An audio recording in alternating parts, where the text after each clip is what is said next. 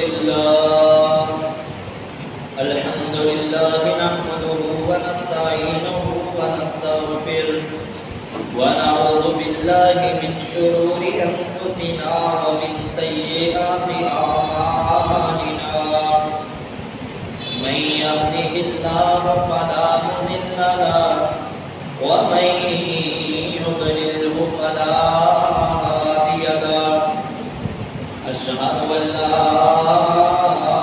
إله إلا الله وحده لا شريك له وأشهد أن محمدا عبده ورسوله اللهم صل على محمد وعلى آل محمد كما صليت على إبراهيم وعلى آل إبراهيم إنك حميد مجيد اللهم بارك على محمد وعلى آل محمد كما باركت على إبراهيم وعلى آل إبراهيم إنك حميد مجيد رب اشرح لي صدري ويسر لي أمري واحلل عقدة من لساني يفقهوا قولي اللهم رب زدني علما اللهم رب زدني عملا فأعوذ بالله السميع العليم من الشيطان الرجيم بسم الله الرحمن الرحيم اتبعوا ما أنزل إليكم من ربكم ولا تتبعوا من دونه أولياء قليلا ما تذكرون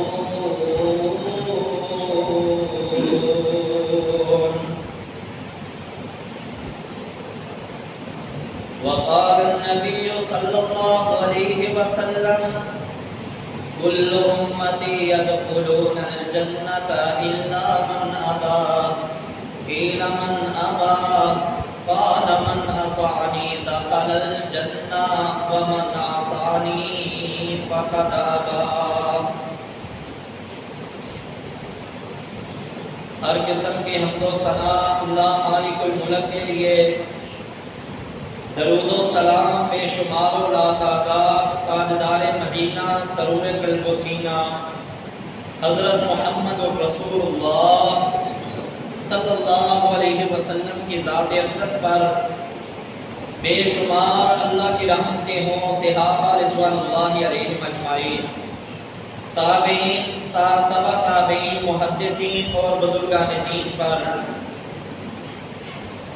واجب الاحترام بزرگوں دوستوں اور شرم و حیا سے لبریز میری معزز ماں و بہنوں، ایک دفعہ نبی علیہ السلام نے صبح کی نماز پڑھائی. صبح کی نماز پڑھا کر آقا علیہ السلام نے پھر لوگوں کو درس دیا. ایسا درس تھا کہ سر آنکھ سے آنسو نکل آئے. یہاں تک کہ ایک صحابیہ فرماتی ہیں میں حضرت عائشہ صدیقہ رضی اللہ تعالیٰ عنہ کے حجرے میں تھی، مجھے وہاں پر صحابہ کی سسکیوں اور آہوں کی آواز آ رہی تھی. ایک صحابی کھڑا ہو گیا روتے روتے، کہنے لگا اللہ کے رسول آپ کے خطبے تو ایسے محسوس ہوتا ہے جیسے آپ ان قریب ہم سے جدا ہونے والے ہیں، ہمیں کوئی نصیحت فرما دیجئے. نبی علیہ السلام نے فرمایا وَمَن يَعِشْ مِنْكُمْ بَعْدِي فَسَيَرَىٰ اخْتِلَافًا كَثِيرًا. لوگوں تم نصیحت کا پوچھتے ہو تو سن لو، میرے بعد نہ ان قریب تم بہت زیادہ اختلاف دیکھو گے، بہت زیادہ. فرمایا كُلُّ بِدْعَةٍ ضَلَالَةٍ وَكُلُّ ضَلَالَةٍ فِي النَّارِ. ہر نئے کام سے بچ جانا. ایاکم والمحدثات الامور. ہر نئے کام سے بچنا کیونکہ کل محدثۃ بدعہ، ہر نیا کام بدعت ہے دین کے اندر. وَكُلُّ بِدْعَةٍ ضَلَالَةٍ وَكُلُّ ضَلَالَةٍ فِي النَّارِ، اور ہر جو نیا کام بدعت ہے نا، ہر بدعت تمہیں جہنم کے اندر لے جائے گی۔ سیدنا عبداللہ بن مسعود رضی اللہ تعالیٰ عنہ فرماتے ہیں جب اس امت کے اندر نا کوئی بدعت آتی ہے نا، اللہ اس کے مقابلے میں ایک سنت کو اٹھا لیتے ہیں۔ جب بدعت آئی تو سنت ایک چلی گئی، ایسے بدعات عام ہوتی جائیں گی، سنتیں مٹتی جائیں گی، یہاں تک کہ ایک وقت آئے گا اس امت پر کہ لوگ نماز کو بھول جائیں گے، پھر ایک وقت ایسا بھی آئے گا لوگ کلمے کو بھول جائیں گے۔ جو بڑے دیندار لوگ ہوں گے نا، سیدنا حذیفہ بن یمان اس حدیث کے راوی ہیں، صحیح ابن حبان کے اندر آتی ہے، انہوں نے فرمایا کہ جو بہت زیادہ اس دور میں دیندار ہوئے، فتنوں کی بڑی بارش ایسے برسے گی جیسے جب آسمان سے بارش ہوتی ہے تو ہر گھر کے اندر بوندیں پہنچتی ہے نا، ہر گھر میں بارش پہنچتی ہے، فرمایا فتنے ایسے آئیں گے ہر گھر کے اندر چلے جائیں گے۔ اور اس دور میں بڑے بڑے دیندار لوگ، ان سے کہا جائے گا یہ کلمے کا معنی کیا ہے، مفہوم کیا ہے، وہ کہیں گے ہم نے اپنے باپ دادا کو لا الہ الا اللہ پڑھتے سنا تھا، ہم بھی وہی پڑھتے ہیں۔ آج یقین جانیے اللہ کی قسم جب یہ حدیث پڑھتے ہیں نا، رونگٹے کھڑے ہو جاتے ہیں کہ لا الہ الا اللہ کا معنی مفہوم چند ایک کے علاوہ کسی کو نہیں آتا، پتہ ہی نہیں ہے لوگوں کو کہ لا الہ الا اللہ ہم سے تقاضا کیا کرتا ہے۔ تو میں بات یہ کر رہا تھا جب بدعت آتی ہے سنت کو اٹھا لیا جاتا ہے، بدعات عام ہوتی جائیں گی، سنتیں مٹتی چلی جائیں گی۔ حالانکہ میرے رب نے پہلا ہمیں حکم یہ دیا ہے، لوگو اتبعوا ما انزل الیکم من ربکم، پیروی ہر اس چیز کی کرنی ہے جو اللہ نے نازل فرمائی۔ اب لوگوں کے ذہن میں یہ بات آ سکتی ہے کہ اللہ نے تو قرآن نازل فرمایا، پھر صرف قرآن کو تھام لیں، حدیث کو چھوڑ دیں تو سن لیں۔ یہ قرآن اور حدیث دونوں ہی اللہ نے نازل فرمائے ہیں۔ اِنَّا نَحْنُ نَزَّلْنَا الذِّكْرَ وَإِنَّا لَهُ لَحَافِظُونَ، اللہ نے فرمایا یہ ذکر ہم نے اتارا ہے، ہم اس کے نگہبان ہیں، ہم اس کی حفاظت کرنے والے ہیں۔ اس آیت کی تفسیر پڑھیں، صحابہ سے لے کر آج تک امت کا اتفاق چلا آ رہا ہے، سارے کہتے ہیں ذکر سے مراد صرف قرآن نہیں ہے، ذکر سے مراد اللہ کا قرآن بھی ہے، محمد کا فرمان بھی ہے صلی اللہ علیہ وسلم۔ سنتوں کو تھامے، پہلی بات اللہ نے نازل کیا باتیں ذرا ذہن میں رکھتے جانا تاکہ آگے چل کر نا جب میں نے بدعت کی وضاحت کرنی ہے تو آپ کو سنت کا پتہ ہونا چاہیے سنت کیا چیز ہے۔ اللہ نے پہلا تقاضا قرآن میں ہم سے یہ کیا ہے کہ جو چیز میں نے نازل کی ہے اس کی تم نے کیا کرنی ہے؟ پیروی کرنی ہے، اتباع کرنی ہے۔ اتبعوا ما انزل الیکم ما انزل الیکم من ربکم وَلَا تَتَّبِعُوا مِن دُونِهِ أَوْلِيَاءَ، اللہ فرماتے ہیں دیکھنا ذرا کہ اس چیز کی پیروی نہیں کرنی جو تیرا دوست کہہ رہا ہے، اس چیز کی پیروی نہیں کرنی جو تیرا دوست دکھا رہا ہے، اس چیز کی پیروی نہیں کرنی جو تجھے قرآن اور سنت سے ہٹ کر، چاہے وہ سیدنا صدیق کا قول بھی ہے، وہ بھی قرآن کے یا حدیث کے مقابلے میں آ گیا، اس کی بات بھی نہیں ماننی۔ سیدنا عبداللہ بن عمر کے پاس ایک آدمی آیا، آ کر کہنے لگا حضرت حج تمتع اسے کہتے ہیں جو حج اور عمرہ اکٹھا کیا جاتا ہے۔ حج قران جو ہوتا ہے نا، حج قران یہ صرف حج ہوتا ہے، اور حج جو تمتع ہوتا ہے اس کے نیت حج اور عمرے دونوں کی اکٹھی ہوتی ہے۔ تو ایک آدمی نے کہا کہ حج تمتع سے سیدنا عمر نے منع کر دیا ہے اور آپ نے حرام حج تمتع کا باندھا ہے مدینے سے۔ تو سیدنا عبداللہ بن عمر رضی اللہ تعالیٰ عنہ فرمانے لگے میں نے کلمہ عمر فاروق کا نہیں پڑھا، میں نے کلمہ محمد الرسول اللہ کا پڑھا ہے صلی اللہ علیہ وسلم۔ پھر قسم اٹھا کر فرمایا میں ساتھ تھا، محمد الرسول اللہ صلی اللہ علیہ وسلم نے بھی حج اور عمرے کا اکٹھا احرام باندھا تھا۔ میرے بھائی، صحابہ سیدنا ابو بکر و عمر سے کوئی بڑی پرسنالٹی انبیاء کے بعد اللہ نے پیدا ہی نہیں کی، لیکن ان کی بات بھی جب نبی کی بات کے سامنے آ جائے تو صحابہ ٹھکرا دیتے ہیں۔ صحابہ کہتے ہیں نہیں نہیں، ہمارے لیے اللہ کا قرآن کافی ہے، نبی کا فرمان کافی ہے۔ سنت کے اندر میرے رب نے فرمایا لوگوں جو میں نے نازل کیا اسے تھامنا ہے۔ نازل کیا کیا؟ فرمایا وما ینطق عن الہوی ان هو الا وحی یوحی، لوگوں میرے نبی کی بات بھی میری نازل کردہ ہوتی ہے۔ دین کے مسئلے کے اندر میرا نبی اتنی دیر تک نہیں بولتا، ان هو الا وحی یوحی، جب تک میں اللہ وحی نہیں کر دیتا۔ سیدنا عبداللہ بن عمر سامنے بیٹھے ہیں، میرے نبی علیہ السلام جو بات کہتے ہیں عبداللہ بن عمر بن عاص لکھ لیتے ہیں۔ سنن ابی داؤد، مسند احمد، سنن بہقی، صحیح ابن حبان اور مستدرک حاکم کے اندر یہ روایت موجود ہے۔ نبی کی ہر بات لکھتے ہیں۔ آقا علیہ السلام نہ خوش ہوتے ہیں کہ میرے پیغام میری امت تک پہنچیں گے۔ ایک دفعہ دیکھا عبداللہ نہیں لکھ رہا، دوسری مجلس پھر لگی نہیں لکھ رہا۔ فرمایا عبداللہ تم لکھ کیوں نہیں رہے؟ اللہ کے رسول قریش نے منع کر دیا ہے، وہ کہتے ہیں نبی کی ہر بات نہ لکھا کرو۔ کبھی آقا غصے میں ہوتے ہیں، کبھی یہ نبی علیہ السلام ہنسی مزاح میں ہوتے ہیں، ہر بات نہ لکھا کرو، جب آقا فرمائیں پھر لکھا کرو۔ نبی علیہ السلام نے نا کیا فرمایا؟ فَأَشَارَ إِلَيْهِ، آقا علیہ السلام نے اپنی انگلی کا اشارہ نا اپنے مبارک چہرے کی طرف کر کے، ہونٹوں کی طرف کر کے فرمایا عبداللہ لکھا کر، مجھے اللہ کی قسم ہے ان ہونٹوں سے حق کے سوا کچھ نکلتا ہی نہیں ہے۔ پتہ کیا چلا؟ قرآن بھی اللہ نے نازل کیا ہے، حدیث بھی اللہ نے نازل فرمائی ہے، حدیث بھی اللہ کے فرامین ہیں، اور اللہ جس طرح قرآن کی حفاظت کرتا ہے اللہ نے حدیث کی حفاظت کے لیے بڑے بڑے رجال پیدا کیے ہیں۔ سیدنا عبداللہ بن عباس جیسے، ابو ہریرہ جیسے، عبادہ بن صامت جیسے، علی المرتضیٰ جیسے، سیدنا زید بن ثابت جیسے، معاذ بن جبل جیسے، امی عائشہ صدیقہ جیسے، ام سلمہ جیسے، سیدہ ام حبیبہ جیسے، امام مالک جیسے، امام شافعی اور احمد بن حنبل جیسے، امام اوزاعی، سفیان ثوری جیسے۔ میرے بھائیو اسلام کی ایک لمبی تاریخ ہے جنہوں نے اپنے آپ کو حدیث کے لیے وقف کیا۔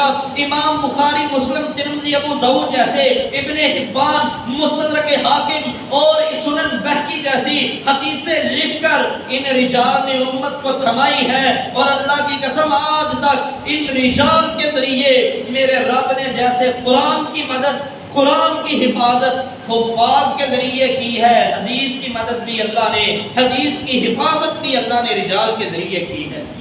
میرے بھائی اللہ نے قرآن نازل کیا، ساتھ اس کی تشریح کے طور پر حدیث نازل کی، ہمیں مکلف بنایا لوگوں ان کی پیروی کرنی ہے۔ آگے میرے رب نے دوسرا یہ ہمیں سٹیج دیا، دوسرا ہمارا نقطۂ نظر یہ سمجھایا کہ لوگوں قرآن اور سنت یہ دو چیزوں کے بارے میں نے تم سے پوچھنا ہے قیامت والے دن۔ اگر کوئی بندہ قرآن اور سنت کو تھامے ہوئے فوت ہو گیا، اللہ قرآن میں فرماتے وَمَن يُطِعِ اللَّهَ وَرَسُولَهُ يُدْخِلْهُ جَنَّاتٍ تَجْرِي مِن تَحْتِهَا الْأَنْهَارُ خَالِدِينَ فِيهَا وَذَلِكَ الْفَوْزُ الْعَظِيمُ۔ جس نے اللہ فرماتے ہیں میری اطاعت کی، میرے رسول کی اطاعت کی، اب اللہ اور اللہ کے رسول کی اطاعت میں امام ابو حنیفہ کی اطاعت آتی ہے، اللہ اور اللہ کے رسول کی اطاعت میں امام مالک کی تقلید آتی ہے، اللہ اور اللہ کے رسول کی اطاعت میں امام شافعی احمد بن حنبل کی تقلید آتی ہے؟ نہیں نہ آتی۔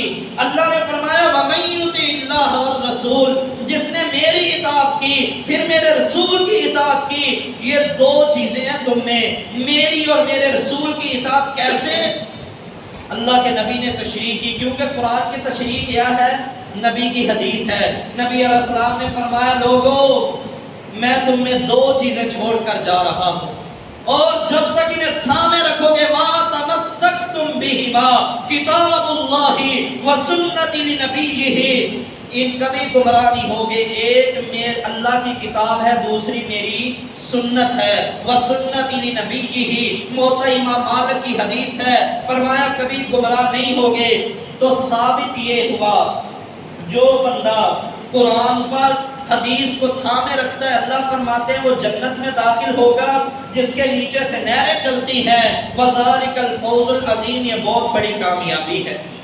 اور آگے فرمایا وَمَن يَعْصِ اللَّهَ وَرَسُولَهُ يُدْخِلْهُ جَنَّاتٍ وَمَن يَعْصِ اللَّهَ وَرَسُولَهُ وَيَتَعَدَّ حُدُودَهُ يُدْخِلْهُ نَارًا خَالِدًا فِيهَا۔ اللہ تعالیٰ فرماتے ہیں جس نے قرآن کو چھوڑ دیا، میرے نبی کے فرامین کو چھوڑ دیا، یعنی اللہ کو چھوڑ دیا، رسول اللہ کو چھوڑ دیا، وہ منطق پڑھ لے، فلسفہ پڑھ لے، نحو پڑھ لے، صرف پڑھ لے، وہ سارے گرامر کو یاد کر لے، وہ انگلش بولے، فارسی بولے، اردو بولے، پشتو بولے، جو مرضی جتنی مرضی زبانوں پر وہ عبور حاصل کر لے، لیکن نبی کے مقابلے میں کسی امام کو لے آئے، اللہ کے مقابلے میں کسی دربار کو لے آئے، کسی ولی کو لے آئے، کسی ملنگ کو لے آئے، نبی علیہ السلام کے مقابلے میں وہ نبی کا کوئی امتی لے آئے، اللہ فرماتے ہیں وَيَتَعَدَّ حُدُودَهُ يُدْخِلْهُ نَارًا خَالِدًا فِيهَا۔ اس نے میری حد کو سمجھا ہی نہیں ہے، اس نے میری کتاب کو سمجھا نہیں ہے، اس نے میرے نبی علیہ السلام کی عزت و عظمت کو پہچانا ہی نہیں ہے۔ اب یاد رکھو یہ جہنم میں جائے گا اور قیامت ہمیشہ ہمیشہ کے لیے جہنم کے اندر ہی رہے گا۔ میرے بھائی، کتاب اللہ و سنت لنبیہ، یہ دو چیزیں نبی علیہ السلام نے ایک بار نہیں بار بار فرمایا ہے، لوگوں ان دو چیزوں کو تھام لو، کبھی گمراہ نہیں ہوگے۔ امام محمد بن سیرین علیہ الرحمہ نے بڑی پیاری بات کی ہے، فرمایا جو بندہ گنہگار ہوتا ہے، جتنا مرضی بڑا گناہ کر لے، اللہ اسے توبہ کی توفیق دے دیتا ہے، لیکن جو بدعتی ہوتا ہے نا، بدعت دین کے اندر پیدا کرنے والا، اسے توبہ کی توفیق نہیں ملتی۔ کیوں؟ وہ ثواب سمجھ کر رہا ہوتا ہے، وہ سمجھتا میں یہ جو کام کر رہا ہوں یہ نیکی کا کام ہے، اس پہ مجھے اجر ملے گا۔ میرے بھائی ذرا سمجھیے بات کو، نبی علیہ السلام نے فرمایا کہ الیوم اکملت لکم دینکم واتممت علیکم نعمتی ورضیت لکم الاسلام دینا۔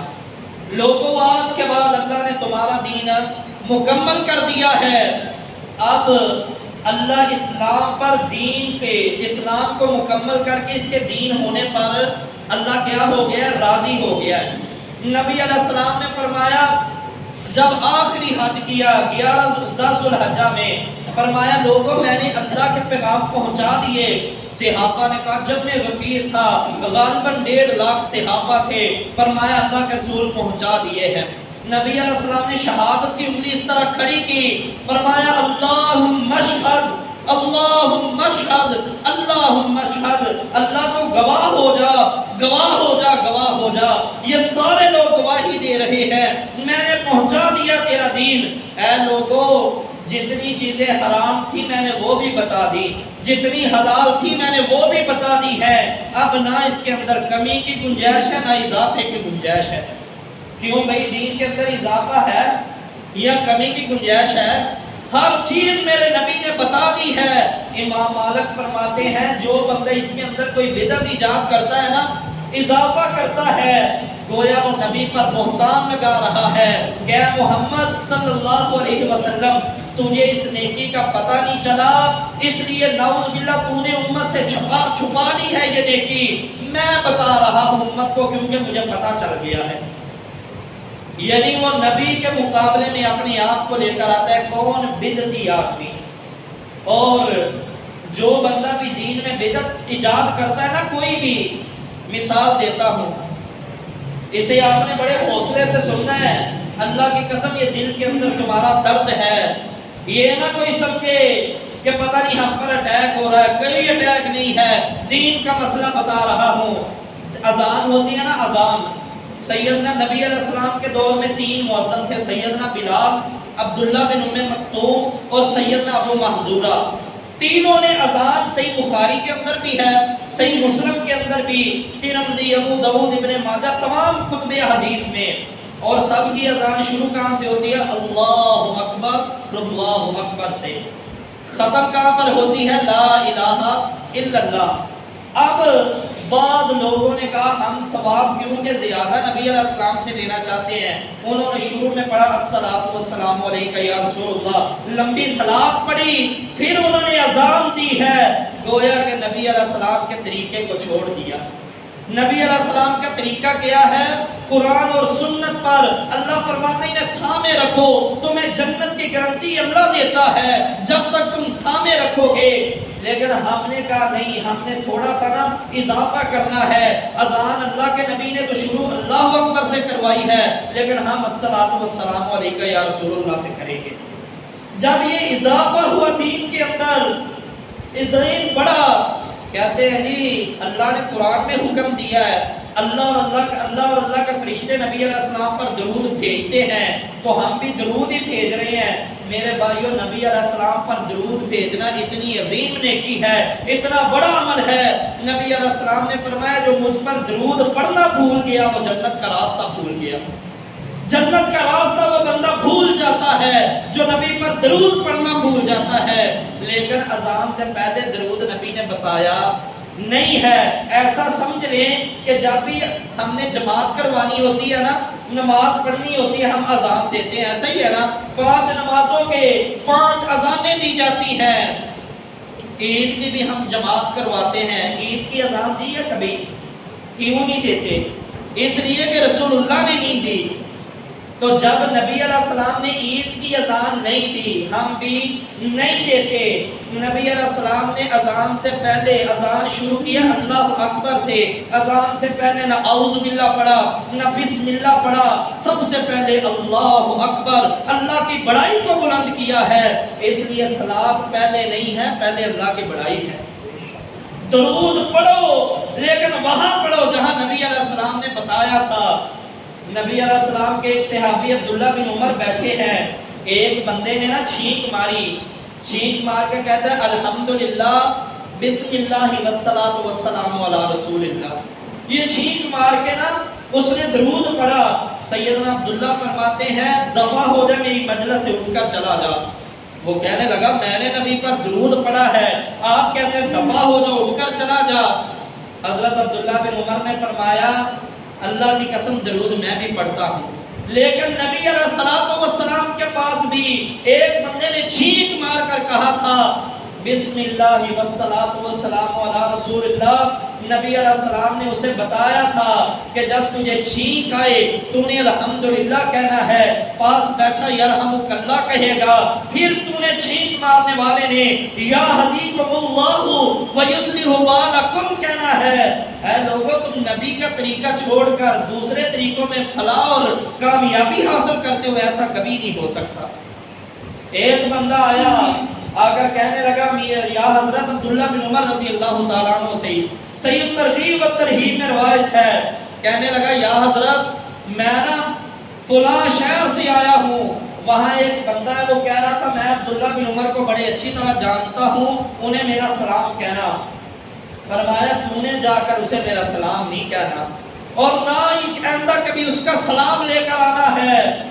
کہنے لگا یا حضرت کیا ہوا؟ سلام کہا ہے اس نے، ایک بار السلام علیکم کے بدلے میں وعلیکم السلام کہہ دیں تو اللہ 10 نیکیاں، اگر رحمت اللہ کہہ دیں 20 نیکیاں، وبرکاتہ کہہ دیں 30 نیکیاں۔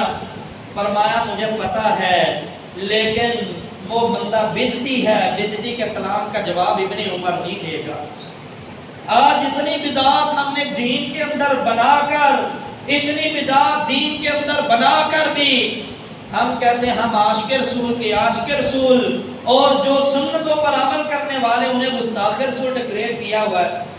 پیارے بھائی، بڑے درد دل سے اللہ کی قسم آپ کا درد ہے، میری مائیں بہنیں بھی غور کریں، جو بندہ دین میں بدعات جاری کرتا ہے نا، پہلی سزا اللہ نے اسے یہ دی ہے، اس پر اللہ کی بھی لعنت ہے، فرشتوں کی بھی لعنت ہے اور تمام انسانوں کی بھی لعنت ہے۔ حدیث یہ بھی صحیح ترغیب و ترہیب میں ہے۔ سیدنا علی المرتضیٰ سے نا ایک بندہ کہنے لگا سنا نبی علیہ السلام نے مدینے کو بھی حرمت والا بنایا ہے، تو سیدنا علی نے فرمایا اس پتھر سے لے کر فلاں پتھر تک نبی نے اس جگہ کو حرمت والا بنایا ہے، نہ یہاں کا درخت کاٹا جائے گا، نہ یہاں شکار کیا جائے گا، اور نہ یہاں پر کوئی بدعت ایجاد کی جائے گی۔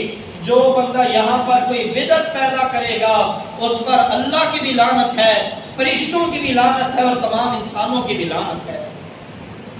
اندازہ لگائیں بدعت کتنا بڑا، یعنی کہ کتنا برا فعل ہے، کتنا بڑے گناہ والی بات ہے۔ اور دوسرا بدعت کا نقصان نہ کیا ہے، امی عائشہ صدیقہ فرماتی ہیں من احدث من امرنا ما لیس منہ فہو رد۔ صحیح مسلم کی روایت ہے، نبی علیہ السلام نے فرمایا، راویہ سیدہ عائشہ ہے، کہ جو ہمارے دین کے اندر کوئی نیا کام شروع کرے گا نا، اب نیا کام کیا ہے میرے بھائیوں؟ ایک ہے سہولت دنیا داری اور ایک ہے دین سمجھنا، ثواب سمجھنا۔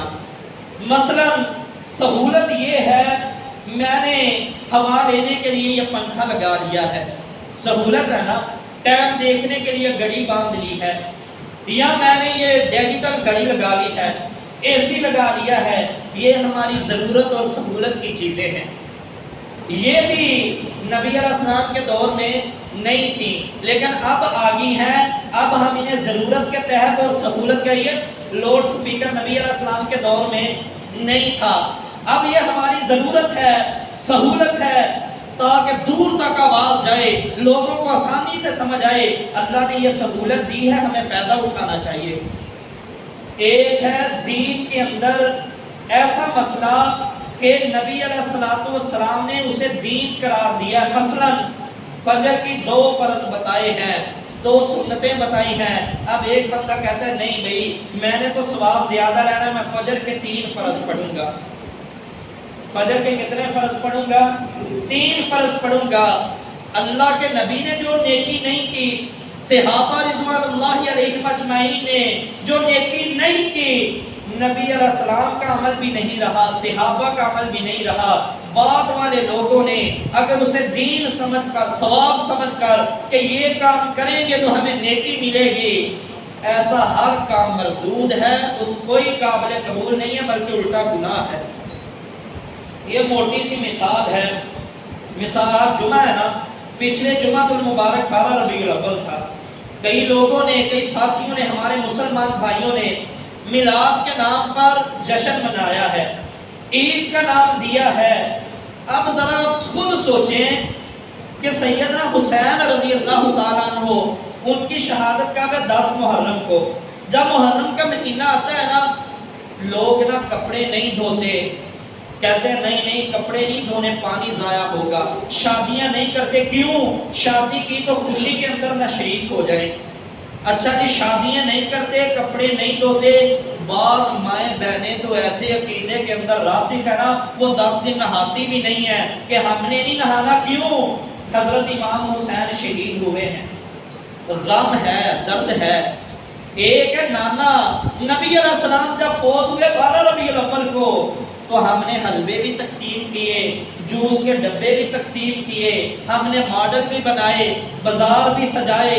یہ کیسی شیطان نے ہماری عقل ماری ہے کہ نبی علیہ السلام کی وجہ سے ہی ہم سارے رشتوں کا احترام کرتے ہیں نا، اصل احترام تو نبی علیہ السلام کا ہے، اور نبی علیہ السلام کی وجہ سے ہم حسن و حسین سے محبت کرتے ہیں، علی المرتضی فاطمہ تو زہرا کا ادب کرتے ہیں، صدیق و فاروق اپنے ماتھے کا جھومر باندھتے ہیں، کیوں؟ ان کی شان نبی نے بیان کی ہے، ان کا تعلق نبی کے ساتھ تھا۔ اب جن کا تعلق نبی کے ساتھ ہے، نبی کی وفات پر جشن اور نواسے کی وفات پر اور ایسا غم کہ پانی بھی ایک قطرہ ضائع نہیں ہونے دیتے۔ یہ تو عام حالات میں بھی پانی نہیں ضائع کرنا چاہیے، لیکن کپڑے نہیں دھونے، نہانا نہیں ہے، یہ کیسی مسلمانی ہے؟ تو پیارے بھائیو، یہ جو ایسی بدعات ہیں جن کا نہ نبی سے ثبوت نہ صحابہ سے ثبوت۔ اچھا جی اب بعض ساتھی ثابت کرتے ہیں قرآن سے، بعض ساتھی ثابت کرتے ہیں حدیث سے، بعض کہتے ہیں قرآن و حدیث سے ثابت نہیں ہے لیکن بدعت حسنہ ہے، بعض کہتے ہیں نہیں جی یہ دراصل نبی علیہ السلام کی پیدائش پر ہم ویسے ہی خوشی منا رہے ہیں، قرآن و سنت سے تو اس کا کوئی ثبوت نہیں ہے۔ پیارے بھائیو سمجھ لیں، جو نیکی نبی علیہ السلام نے نہیں نہ کی، اور نبی علیہ السلام کی پیدائش کی خوشی مومن تو ایک دن نہیں ہوتی، بلکہ زندگی کا کوئی پہلو ایسا نہیں ہونا چاہیے جس پہلو کے اندر نبی علیہ السلام کی ولادت کی خوشی شامل نہ ہو۔ ہر پل تیری زندگی کے اندر، رات ہو یا دن ہو، نبی کی ولادت کی خوشی ہو۔ میرے بھائی، بدعتی جو بندہ ہے، دوسرا نقصان یہ ہے اللہ اس کا عمل قبول نہیں کرتے۔ تیسرا نقصان یہ ہے، نبی علیہ السلام نے فرمایا لوگوں، جو بندہ بدعت کو نہیں نہ چھوڑتا، سید ترغیب و ترہیب میں یہ بھی روایت ہے، فرمایا اس وقت تک اللہ اس بندے کی توبہ ہی نہیں قبول فرماتے۔ اب ذرا اندازہ کریں، غور کریں، بدعتی بندہ ہے جتنی مرضی اللہ سے توبہ کرتا رہے، جب تک وہ بدعت سے توبہ نہیں کرے گا اللہ قبول نہیں فرماتے۔ اور چوتھا نقصان بدعت کا یہ ہے، جو لوگ بدعتیں کرتے ہیں نا، بدعتوں میں شامل ہوتے ہیں، وہ سمجھ لیں نبی علیہ السلام نے فرمایا اللہ رب العالمین نے 4 بندوں پر لعنت کر دی ہے۔ نمبر 1 فرمایا جو لوگ قبروں کو سجدہ گاہ بناتے ہیں۔ نمبر 2 جو لوگ زمین کے نشانات کو بدلتے ہیں۔ نمبر 3 جو بندہ اپنے والد پر لعنت کرتا ہے اللہ نے اس پر بھی لعنت کر دی ہے۔ اور نمبر 4 فرمایا جو بندہ خود بدعتی نہیں ہے، بدعتی کو پناہ دیتا ہے، اس کی حوصلہ افزائی کرتا ہے، اس کی تکریم کرتا ہے، ایسے بدعتی کی تکریم کرنے والا، مثلا میلاد ہے نا، یہ بھی ایک بدعت ہے۔ لوگوں نے حلوہ بنایا، تقسیم کیا، وہ میرے پاس لے کر آئے، قاری صاحب آپ بھی لے لیں۔ میں کہتا ہوں چلو یار میں نے کون سا بنایا ہے، حلوہ لیا، کھا لیا، یہ کھا لینے سے میں نے اس کی عزت کی ہے، گویا کہ میں نے اس کی حوصلہ افزائی کی ہے، بے شک میں نے نہیں بنایا، لیکن آج کل تیجے 40ویں 10ویں برسییں، یہ سارا کچھ جو ہے یہ دین میں خرافات ہیں، دین میں بدعات ہیں۔ جو لوگ یہ نہیں مناتے ان میں شریک ہوتے ہیں، گویا وہ بدعت کے اندر ہی شامل ہیں، انہوں نے دین کی عمارت کو گرانے میں مدد کی ہے۔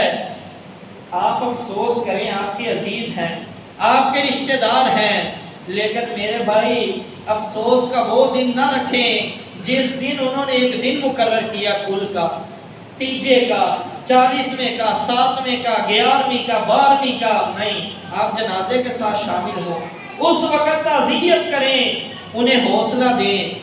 نبی علیہ السلام نے فرمایا جو کسی مسلمان کو غم کے وقت حوصلہ دیتا ہے نا، اللہ قیامت والے دن اسے عزت کا لباس پہنا دے گا۔ تو پیارے بھائیوں، دین کے اندر بدعت کا یہ بھی مسئلہ ہے، سن لیجئے، نبی علیہ السلام نے فرمایا قیامت والے دن بدعتی کو میرے حوض کوثر کے قریب نہیں آنے دیا جائے گا۔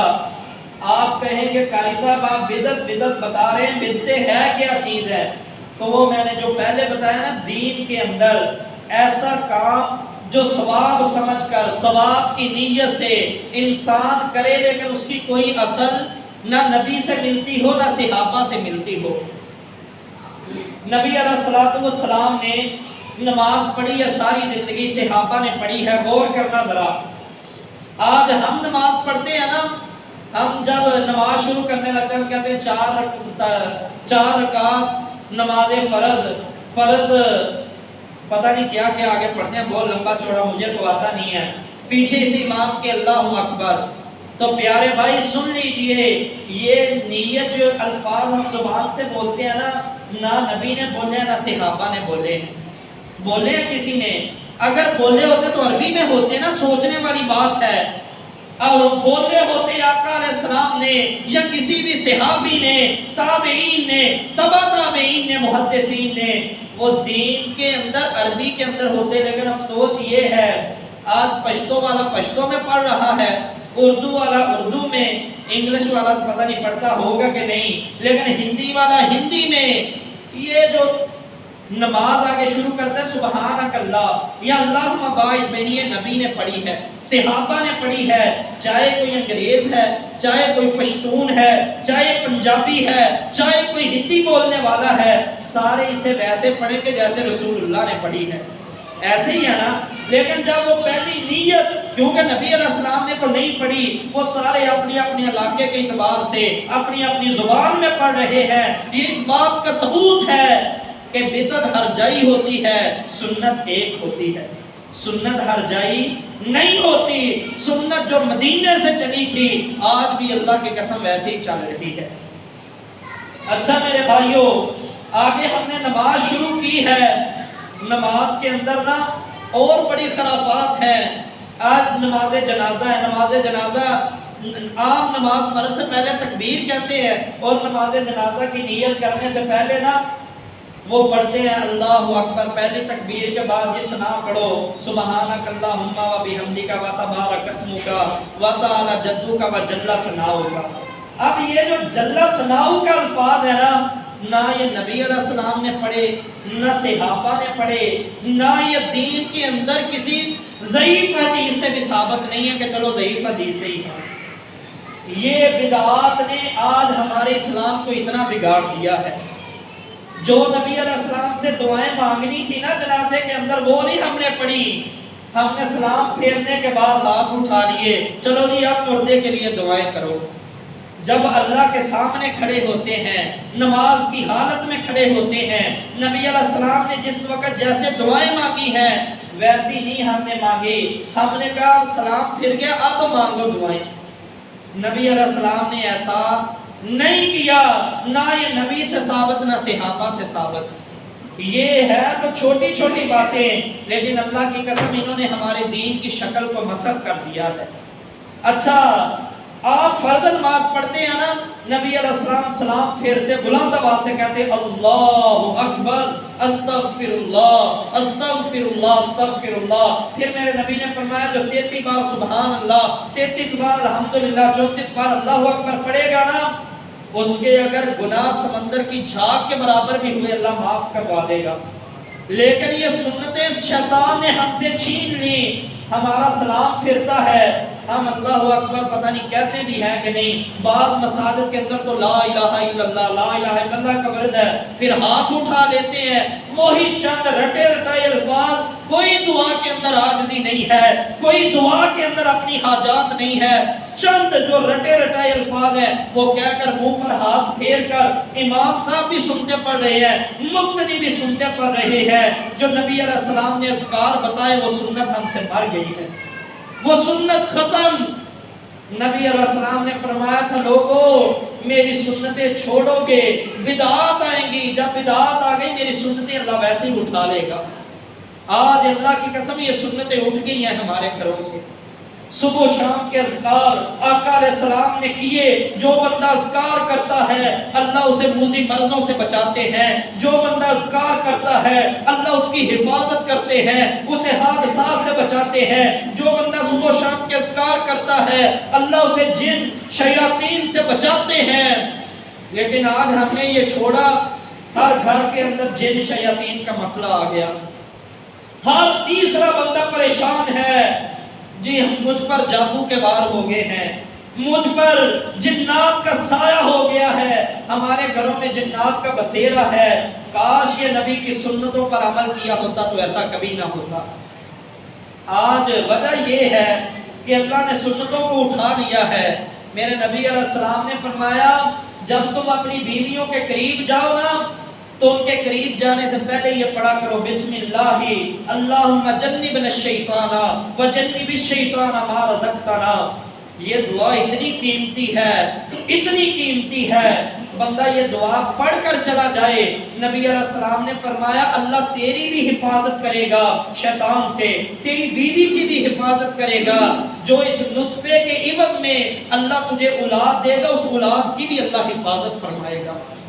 لیکن آج یہ دعا آتی نہیں ہے ہمیں. بیویوں کے قریب جاتے ہیں، یقین جانیے کوئی ہوگا الا ماشاءاللہ جو یہ دعا پڑھے. دعا جب پڑھتے نہیں ہے پھر اولاد پیدا ہوتی ہے تو اولاد نافرمان، اولاد نہیں بات مانتی، دین سے دور. ہم سر کی ٹھکریاں توڑ لیتے ہیں کہ دین کے قریب آؤ، لیکن وہ آتی نہیں ہے. ہم انہیں سمجھاتے ہیں بیٹا ہمارے مرنے کے بعد ان مسجدوں کو تم نے آباد کرنا ہے، ان مساجد کے اندر آؤ قرآن پڑھو۔ نہیں جی، 60 سال زندگی ہوگی ہے، نہ قرآن کو ناظرہ پڑھا، نہ کچھ صورت حفظ کی، نہ نمازی بن سکا۔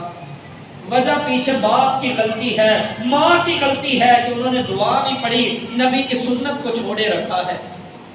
میرے بھائی اس کے 3 نقصان ہیں۔ پہلے نمبر پر تو یہ نقصان ہوگا شیطان ہمارے قریب آ جائے گا۔ دوسرا نقصان یہ ہوگا اگر بدعمالی ہے، صبح و شام کے اذکار نہیں ہے، یہ دعا نہیں پڑھی، شیطان ہمارے ساتھ شامل ہو کر ہماری بیویوں سے ہم بستری کرے گا۔ یہ میں نہیں کہہ رہا، محمد الرسول اللہ صلی اللہ علیہ وسلم نے فرمایا ہے۔ اور تیسری بات یہ ہے اولاد پیدا ہوگی تو وہ دین سے دور چلی جائے گی، الا ماشاء اللہ کہ کسی بندے کے اچھے کرم، کسی کا ہاتھ کا دیا ہوا صدقہ، یا کسی نے اللہ کو منا لیا تو اللہ اس کی اولاد کو اپنے دین کے لیے پسند فرما لے۔ میرے بھائی تو آئیے، بدعات جو ہیں یہ سنتوں سے انسان کو دور لے جاتی ہیں۔ اچھا جی، میں نماز جنازہ بتلا رہا تھا، وقت بھی بڑا ہو گیا ہے، ایسی کئی بدعات ہمارے اندر پروان چڑھتی جا رہی ہیں۔ میرے بھائی اللہ کے لیے آ جائیے۔ آج کسی کو کہہ دینا کہ بھائی رفع یدین نبی علیہ السلام کی سنت ہے، 1400 حدیث اللہ کی قسم نبی علیہ السلام سے اور صحابہ سے ثابت ہے، آثار موقوف مرفوع جو روایات ہیں وہ 1400 ہیں۔ پیارے بھائی رفع یدین کیا کرو۔ ایک صحابی ہیں سیدنا اسید بن حضیر رضی اللہ تعالیٰ عنہ، وہ کہتے ہیں جس نے ایک مرتبہ رفع یدین کیا نا اللہ اسے 10 نیکیاں دیں گے۔ تو آگے سے بھائی کہتے ہیں ہم اس لیے نہیں کرتے، ہمارے والدین پاگل ہیں، انہیں سمجھ نہیں آئی، ہماری علماء کو سمجھ نہیں آئی، وہ پاگل ہیں، انہوں نے نہیں یہ حدیثیں پڑھی ہوئی۔ سیدنا ابراہیم علیہ السلام نے جب دعوت دی نا، دیکھیے قرآن نے یہ ساری چیزیں پہلے بیان کی ہوئی ہیں۔ تو اللہ تعالیٰ کے حضور جب انہیں اکیلے اللہ کی دعوت دی نا تو ساری قوم کہنے لگی کہ اے ابراہیم، ہمارے جو یہ اتنے بڑے اشراف ہیں، اتنے وزیر ہیں، اتنے مشیر ہیں، اور ہمارا جو بادشاہ ہے، ہماری علماء جو ہیں یہ سارے پاگل ہیں۔ سیدنا ابراہیم کے قول کو اللہ نے سورۃ انبیاء کے اندر ذکر فرمایا، انہوں نے فرمایا ہاں تم بھی، تمہارے باپ دادا بھی سارے کے سارے جاہل ہو، سارے کے سارے گمراہ ہو اللہ کی قسم، کیوں؟ تم نے ایک نبی کے طریقے کو چھوڑ دیا ہے۔ نوح علیہ السلام نے دعوت دی، انہوں نے بھی یہی کہا ہمارے باپ دادا پاگل ہیں۔ اگر آج ہم مسلمان ہونے کے ناطے نبی علیہ السلام کا کلمہ پڑھنے کے باوجود ہم بھی وہی جواب دیں، ہمارے میں اور ان میں پھر کیا فرق رہ گیا؟ میرے بھائی آج افسوس یہ ہے کہ اللہ کے مقابلے میں ہم اولیاء کو لے آئے ہیں، نبی کے مقابلے میں اماموں کو لے آئے ہیں۔ کتنے لوگ ایسے ہیں، ایک وتر بھی نبی علیہ السلام نے پڑھا ہے، نبی علیہ السلام نے فرمایا کوئی چاہے 1 پڑھ لے، کوئی چاہے 3 پڑھ لے، کوئی چاہے 5 پڑھ لے، 7 پڑھ لے، 9 پڑھ لے، سختی نہیں ہے۔ لیکن نہ 1 پڑھتے ہیں، نہ 5 7 9 پڑھتے، صرف 3 پڑھتے ہیں۔ کیوں جی؟ ہمارے امام صاحب نے 3 پڑھے ہیں۔ امام ابو حنیفہ رحمہ اللہ فرماتے ہیں لوگوں سن لو، اذا صح الحدیث فہو مذہبی، صحیح حدیث میرا مذہب ہے۔ جس نے میرے ایسے قول پر عمل کیا جو نبی علیہ السلام کی حدیث سے ٹکراتا ہو، اس نے میری بھی نافرمانی کی ہے، کیونکہ میں تمہیں کہہ رہا ہوں جب میری بات نبی کی بات کے مقابلے میں آ جائے نا، میری بات کو دیوار کے ساتھ مارو، نبی کی بات کو سینے سے لگا لو۔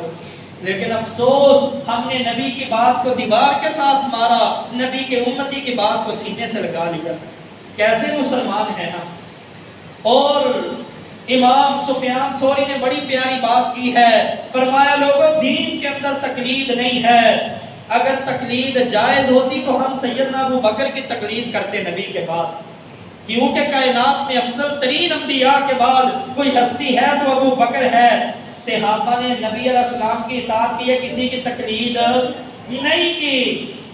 اچھا یہ بھی بات ویسے غور کرنے والی ہے 4 اماموں کی تقلید کی گئی، امام ابو حنیفہ رحمہ اللہ کی، مالک کی، امام شافعی اور احمد بن حنبل علیہ الرحمہ کی، جبکہ ان چاروں نے کسی کی تقلید نہیں کی۔ اچھا جی، ان سے پھر بڑے بڑے علماء آئے ہیں، امام حسن بصری رحمہ اللہ، امام سعید بن جبیر رحمہ اللہ، سعید بن مسیب رحمہ اللہ، امام عطا بن ابی ربا رحمہ اللہ۔ امام عطا بن ابی ربا کے بارے میں امام ابو حنیفہ فرماتے ہیں اللہ کی قسم میں نے عطا بن ابی ربا سے افضل انسان دیکھا ہی نہیں ہے، یہ قسم اٹھا کر فرماتے ہیں۔ لیکن انہوں نے بھی امام عطا بن ابی ربا کی تقلید نہیں کی، نہ ان ہستیوں نے کسی صحابی کی ہے، بلکہ سب نے اللہ اور اللہ کے رسول کی اطاعت کی ہے۔ وہی آج میں نے آپ کو پیغام دیا ہے میرے بھائیوں، سنت کا مقام یہ ہے، جو بندہ سنت پر عمل کرتا ہے نا، اللہ کے قرآن پر، نبی علیہ السلام کے فرمان پر، اللہ فرماتے ہیں وَمَن يُطِعِ اللَّهَ وَرَسُولَهُ يُدْخِلْهُ جَنَّاتٍ تَجْرِي مِن تَحْتِهَا الْأَنْهَارُ خَالِدِينَ فِيهَا ذَلِكَ الْفَوْزُ الْعَظِيمُ۔ قرآن اور سنت کو تھامنے والوں کو ہم ہمیشہ کی جنت دیں گے، یہی بہت بڑی کامیابی ہے۔ وَمَن يَعْصِ اللَّهَ وَرَسُولَهُ وَيَتَعَدَّ حُدُودَهُ يُدْخِلْهُ نَارًا۔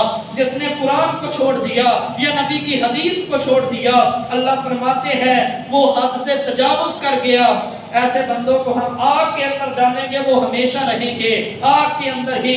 کیوں؟ انہوں نے حد سے تجاوز کر دیا ہے۔ تو پیارے بھائیوں، کسی امام نے تقلید نہیں کی اللہ کے لیے۔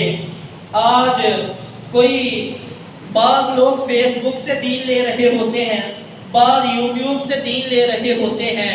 او میرے بھائیوں، بخاری، مسلم، ترمذی، ابو داؤد، ابن ماجہ، قرآن کریم کا ترجمہ یہ اپنے گھروں میں رکھو، انہیں پڑھو، ان سے دین حاصل کرو۔ ہاں، ان علماء سے دین لو جو راسخ فی الدین ہیں، جو دین کے اندر راسخ ہیں۔ یہ نہیں ہر ایرے گیرے سے آپ دین لے رہے ہیں۔ دین اتنا یتیم نہیں ہے کہ ہر راہ چلتے سے آپ مسئلہ پوچھ کر اس پر عمل شروع کر دیں۔ نہ میرے بھائی، نبی علیہ السلام نے جس طرح دین کو سمجھایا ہے، صحابہ نے جس طرح دین کو سمجھا ہے، آج ضرورت ہے ہم دین کو ویسے سمجھیں، اپنی اولادوں کو دین ویسے سمجھائیں۔ انشاءاللہ دنیا میں بھی کامیاب ہو جائیں گے، آخرت کے اندر بھی کامیاب ہو جائیں گے۔ دعا ہے اللہ رب العالمین صحیح معنوں میں ہمیں کتاب و سنت پر عمل کی توفیق عطا فرما دے، اور اللہ رب العالمین ہمیں جیسے نبی علیہ السلام کے صحابہ نے دین سمجھا ہے، آقا نے سمجھایا ہے، اللہ ویسے ہمیں سمجھنے سمجھانے کی توفیق عطا فرما دے۔ وآخر دعوانا ان الحمدللہ رب العالمین۔